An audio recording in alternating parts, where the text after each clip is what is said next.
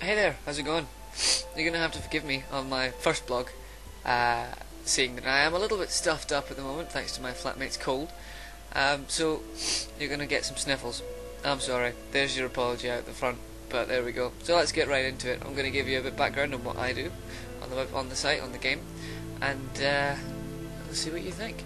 First of all, I'm Martin, one of the players in Legends of Man. Some might call me a long-standing player, one of integrity and continual development.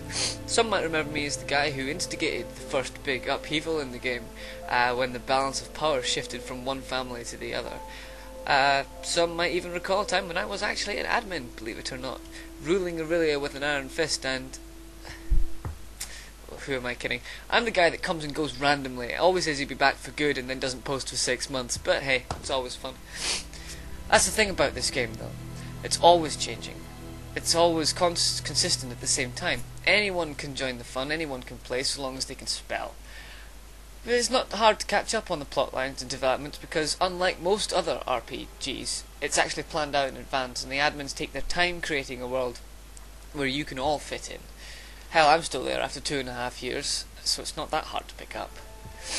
So I guess I'll chat a bit about my own characters rather than kiss ass and sound like I want people to love me. Love me, please, please love me. So I've had a couple of characters over the years now, some minor, some fairly important ones, and some completely integral to the plot twist, which I'm pretty proud to say. This is always a good thing for me, as it gives me the ego stroke that I need to carry on my day-to-day life. Coin Dara, my first character ever, was an inspired creation from the books of Steph Swainston. She was an immortal sword fighter, the best in the world, sent from distant lands to serve the ruling family at the time, the Alochs.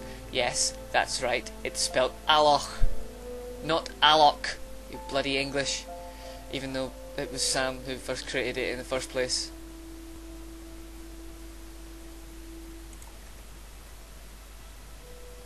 So she inadvertently caused the family to be toppled in a coup d'etat and banished from the land for that case.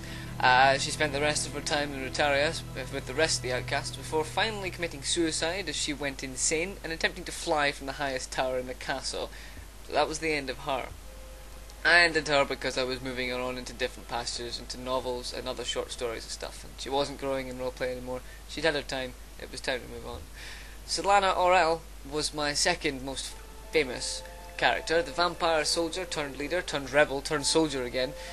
As of the moment, she shares a very dark secret with another member of the Mondia family whom she serves, is a power-hungry maniac, and is currently missing in action, which a number of characters, not least to mention Nivith, is not happy about. Her whereabouts unknown, even to me. That'll all be resolved soon though, as, like I say, I've been off for a while, so I don't even know what's going on with her. We'll see what happens, hopefully she'll be back soon, but again, we'll see.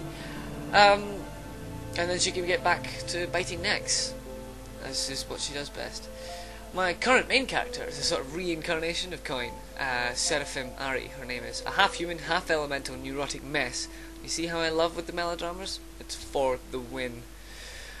I say reincarnation because she bears some resemblance to Coin physically, although that's about it. Her attitude, her life, her manners, her rules, her ethics, her logics, they're all completely different. She's fairly new, so I'm still getting to know her myself. Fun times ahead though, however, and unbeknownst to her... Yes, that's right, I did just say unbeknownst. Sinister plans begin to form around her, so some good stuff coming up there. When I'm creating a character, I try to get to know who they are first, before I even write a line on my application form.